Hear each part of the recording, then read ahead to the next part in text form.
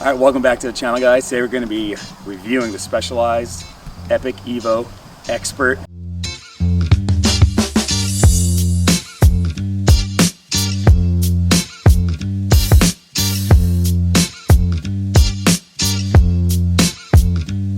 We're here at the beautiful East Burke, Vermont, the Kingdom Trails. Let's get this review started. All right, we are in East Burke, Vermont, Kingdom Trails. We are staying at the Rock Garden Inn Rentals. It is right off the trail. When I mean right off the trail, Chris, would you like to go mountain biking? Yes. And wait, where's the trail? Oh, it's right there. How convenient is this? I'd like to thank today's video sponsor, Rock Garden Rental. Just mention you've learned about this rental from my channel, and he will give you 10% off.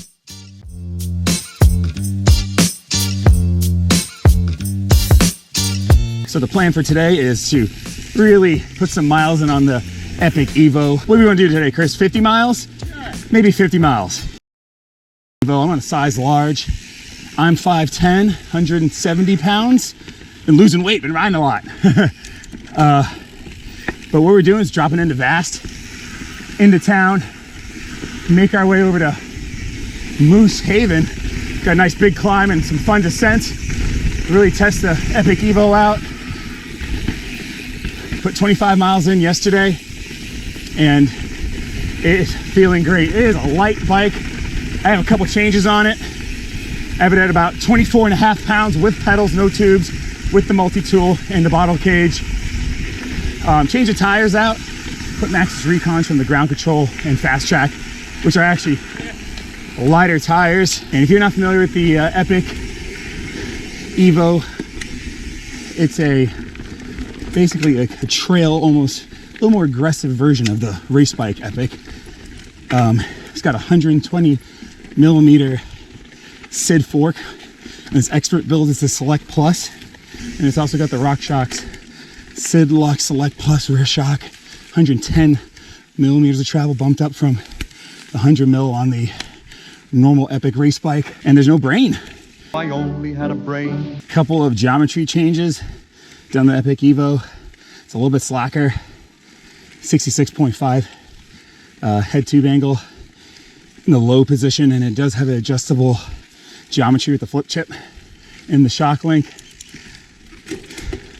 And it's just, for a size large bike, it feels bang on at my 5'10" stature. If you want to look at any more spec or geometry figures, go to specialized.com, link in the description below. All right, we finally made it to Moose Haven, little trail network.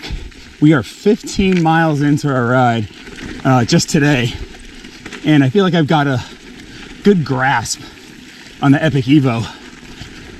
But let's just talk about climbing as we make our way up Hall Road. A little tired already. It's just a pretty steep fire road, loose climb, and the Evo has definitely some efficiencies built into it. It's plenty lightweight, so it's just surges up the hill with every pedal stroke. The weird thing is, with the shock open, it doesn't feel as efficient as my Ripley. I feel like the Ripley, maybe with the steeper seat tube angle and the DW link, it's just flies uphill. This Evo has a almost trail bike feel. It has plenty of traction in the open position on like these loose rocks. Slight pedal bob. I mean, slight. No complaints, but I just noticed it. Just not as fast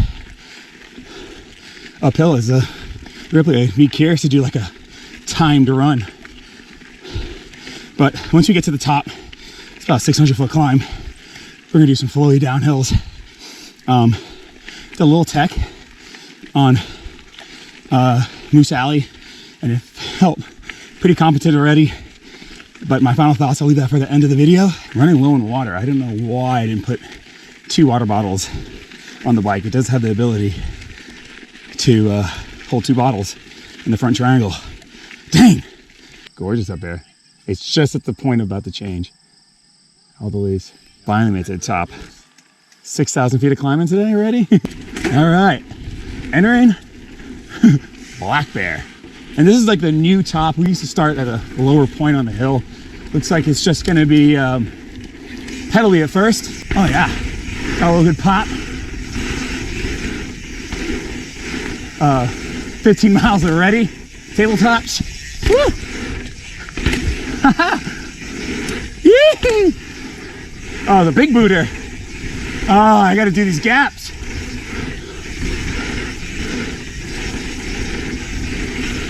This bike is impressing me, especially on the descents and this fast, flowy stuff. Oh, look at this berm work. It just moves so fast. I think this bike is more capable than the, oh yeah, than the Ripley. Ooh, my legs are a little tired. A lot of pumping. This is like a trail masterpiece. Look at this flow. Wow. Oh, I could do that step up. So tired. Wow. Can you say flow?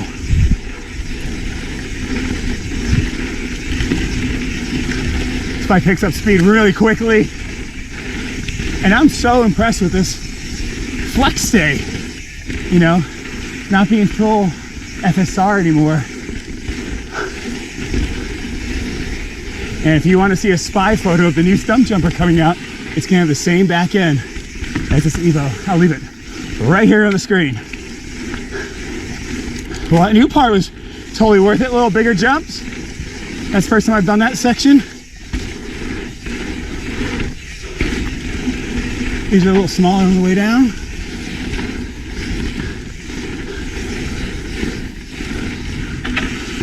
Oh, this thing rips.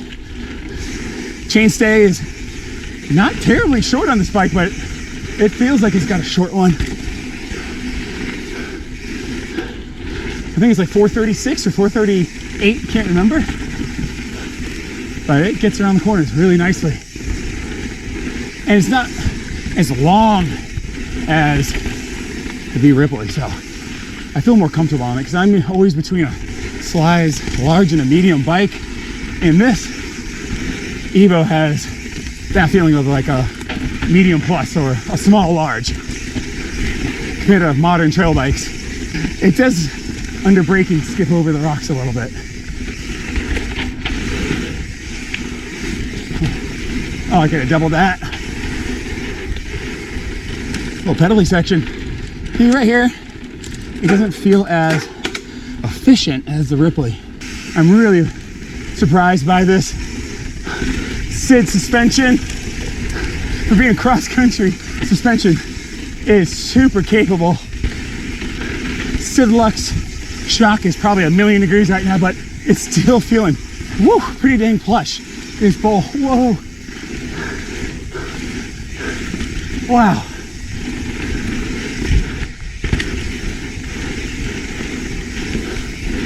Coming up into more traffic. Let's see if she hears me. How you doing? Thanks. Thank you.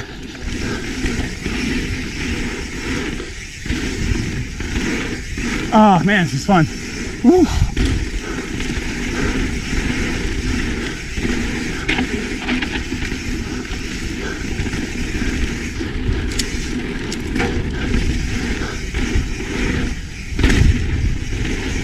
So easy to get off the ground, so light. I think the Ripley has a little more pop though, to be completely honest. This actually feels more plush. How is that possible? And I have a super deluxe, custom super deluxe shock made for my Ripley to make it more plush. Nuts.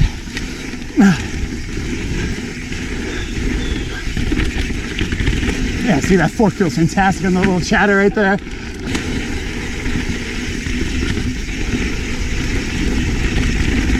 Woo! Oh yeah. Get a little arm pump, just a touch.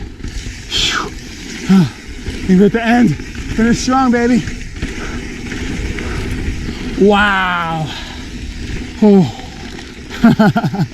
guys, just finished up the ride on the new Specialized Epic Evo Expert here at my home trails. I really wanted to get it on familiar trails so I can compare it to my current bike, which is a 2020 Ibis Ripley V4. And what can I say? This thing climbs exceptionally well. It's got a nice tune on that Sid Lux shock. Has an XC tune, which surprisingly feels really plush, but has a nice supportive mid-stroke, so it feels pretty efficient and pretty good traction through a little rough, rooty kind of terrain.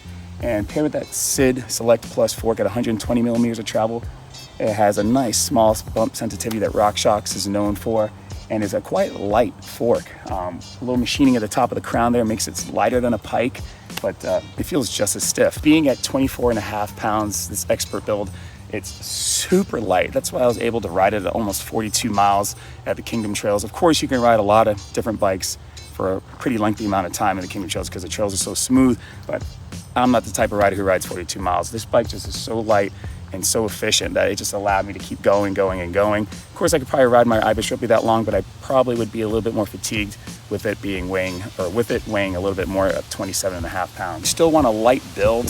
The Epic Evo comes in at a comp level, which my wife has, and it's just over a little 25 pounds. So it's still pretty light for a full SLX build and aluminum wheels. So you don't need to spring for the $5,900 build you see here. You can go for a cheaper build and still have a very light and efficient bike. So I know you guys are gonna ask, how does this compare to your Ibis Ripley? It's a little bit more efficient in that it's lighter to pedal, it's easier to pedal, but the pedaling platform is not as good as the DW Link. The Ibis Ripley just has something about it. It feels a little bit more energetic with each pedal stroke, and it also climbs a little bit better. We're splitting hairs here, but just a touch better. But this bike being so light, it makes up for that inefficiency. And I also like the sizing better than the Ibis Ripley. You know, I ride a size large. I'm 5'10", 170 pounds. And this size large has a longer, on the Evo here, has a longer chainstay than the Ripley and a shorter front end. So the reach is a little bit shorter at 460 millimeters compared to the 475 on the Ripley. So the bike actually feels a little bit balanced, and I actually feel more comfortable descending on this bike because of that longer chainstay. And also that little Sid Lux 110 millimeter shock feels a little bit more plush with a little more traction over rough stuff during the descent. So that was quite surprising to me. Also comparing it to other bikes I've had, like the Stump Jumper short travel. I know a lot of people are asking, would you pick this Epic Evo over a Stump Jumper short travel? And I definitely picked this bike just because of the weight and the pedal efficiency, and it's pretty much just as capable with the newer shock technology we have here than the older Stump Jumpers. Highlight of this expert build are these carbon Revolve control wheels, super light, and they have a inner width of 25 millimeters that hold a 2.3 or 2.4 tire really nice. It gives it a nice shape on it so you get really good traction. And also the full carbon frame here is just really light, real pretty looking, nice paint job on this one. So who is this bike for? It's for the type of rider who likes putting in the miles. If you're an XC rider moving to the trail spectrum of mountain biking, this would be a great transition bike for you. Also, if you're just a trail rider who wants a little bit more efficient and lighter bike to pedal big miles, this is the bike for you. But guys, thanks for watching. If you have any questions, leave in the comments below. I'll make sure to get back to you, and I'll see you next time. Peace. I almost forgot. You're gonna ask, which bike do you prefer, the Ibis Ripley or the Epic Evo? Goodbye, Ripley.